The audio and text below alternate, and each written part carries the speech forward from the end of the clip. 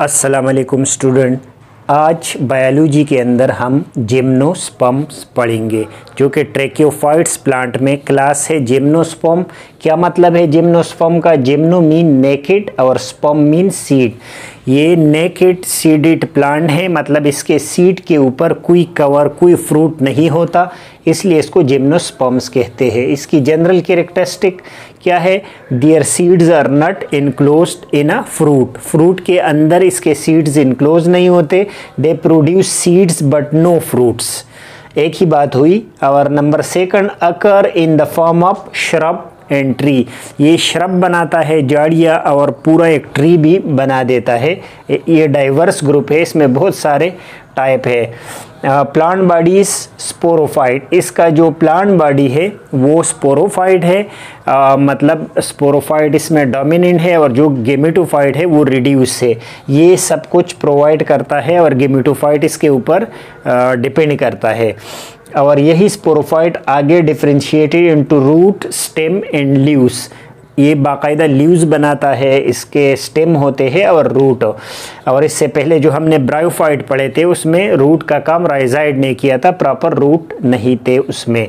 Stomata are sunken in pits. ये एक cavity के अंदर होता है इसका स्टोमेटा, और ये किस लिए होता है? इसको सब स्टोमेटल केविटी भी बोलते हैं, ताकि जो स्टोमेटा है वो डायरेक्ट सनलाइट से बच के रहे और जो ट्रांसपिरेशन का प्रोसेस है उसको स्लो किया जाए।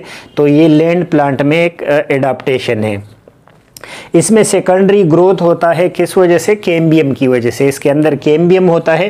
प्लांट दो किस्म के ग्रोथ करता है, एक प्राइमरी ग्रोथ जो कि अपवर्ड ग्रो होता है, और इसके अलावा प्लांट के अंदर इसी तरह का लेटरल ग्रोथ भी होता है, और इसी को सेकेंडरी ग्रोथ कहते हैं। और किस वजह से ये होता है ये ग्रोथ? ये कैम्बियम की वजह से, जो कि जिम्नोस्पर्म के अंदर प्रेजेंट होता है।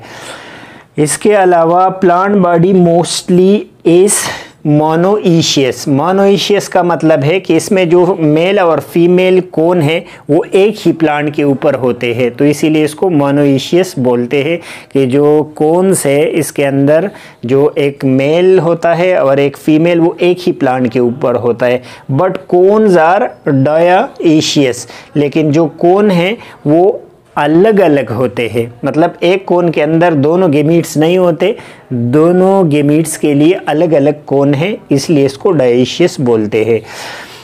नंबर 8 पे है ये पेरिनियल प्लांट है। पेरिनियल प्लांट का मतलब होता है कि ये इसका जो लाइफ स्पेन है वो 2 साल से अबव है, ये 2 साल से ज़्यादा अरसे के लिए रहता है, इसीलिए ये पेरिनियल है। और हेट्रोस्पोरस प्लांट होता है ये। इसका जो स्पोर है वो 2 टाइप के होते हैं। नंबर 1 माइक्रोस्पोर जो कि मेल गेमीट्स से, और दूसरा मेगा स्पोर जो कि फीमेल स्पोर होता है। तो ये हेट्रोस्पोरस है, और ये एडाप्टेशन है लैंड के लिए सक्सेसफुल होने के लिए। इसके अलावा परमानेंट रिटेंशन ऑफ मेगास्पोर। इसका जो मेगास्पोर बनता है वो मेगास्पोरेंजियम के अंदर परमानेंटली रहता है, और स्पर्म बाहर से आके मेगास्पोर के साथ मिलता है और वहीं पे एम्ब्रियो बन जाता है। तो मतलब ये दोनों रिलीज़ नहीं करता कि जो मेगास्पोर है वो भी इन्वायरमेंट में चला जाए और माइक्रोस्पोर भी। तो उसमें क्या होता है कि उसके डिस्ट्रक्शन के चांसेस ज़्यादा होते हैं। तो चूँकि ये कुछ एडाप्टेशन है इसके अंदर कि ये ज़्यादा सक्सेसफुल है, उसकी एक रीज़न ये भी है कि इसका जो मेगास्पोर है वो परमानेंटली प्लांट के अंदर रिटेन होता है फर्टिलाइजेशन तक। नेक्स्ट इसका जो सिंगल फर्टिलाइजेशन इसके अंदर होता है, आगे एंजियोस्पर्म में हम पढ़ेंगे कि उसमें जो फर्टिलाइजेशन है वो डबल होता है। इसमें सिंगल फर्टिलाइजेशन होता है, एक ही स्पर्म करवाता है। ये जाइगोट इसमें डेवलप होता है एम्ब्रियो में, और आगे फिर जो है पॉली एम्ब्रियोनिक कंडीशन इसका मन, इसमें एक से ज़्यादा एम्ब्रियो भी बनती है, लेकिन जो आगे प्लांट में डेवलप जिसको होना है जो फंक्शनल एम्ब्रियो है वो हमेशा 1 होता है। इसके अलावा 1 to many कार्टिलिडन्स आर फाउंड। कार्टिलिडन क्या है? ये एम्ब्रियनिक लीव्स है जो फर्स्ट टाइम जब सीड जर्मिनेट करता है, जो पहला लीव्स जो निकलता है वही क्या है, कार्टिलीडन है। और ये सेल बीज के अंदर, सीड के अंदर ये होता है एम्ब्रियो के इर्द गिर्द।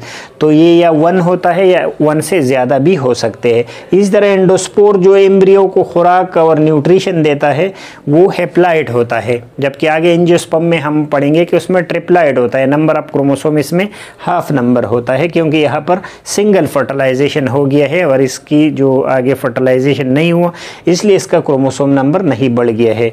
Should have show clear alternation of generation. इसमें जिम्नोस्पर्म में पहले भी हमने पढ़ा कि इसमें डोमिनेंट स्पोरोफाइट होता है और गेमेटोफाइट भी होता है, और क्लियरली आप आइडेंटिफाई कर सकते हैं कि जो ये मेन प्लांट है जिसमें रूट और स्टेम और लीव्स है वो स्पोरोफाइट है, और आगे फिर उससे गेमीट्स बनते हैं और वो गेमेटोफाइट जनरेशन है। तो होप जिम्नोस्पर्म आपको समझ आ गया होगा। नेक्स्ट लेक्चर तक इजाज़त दीजिए। अल्लाह हाफिज़।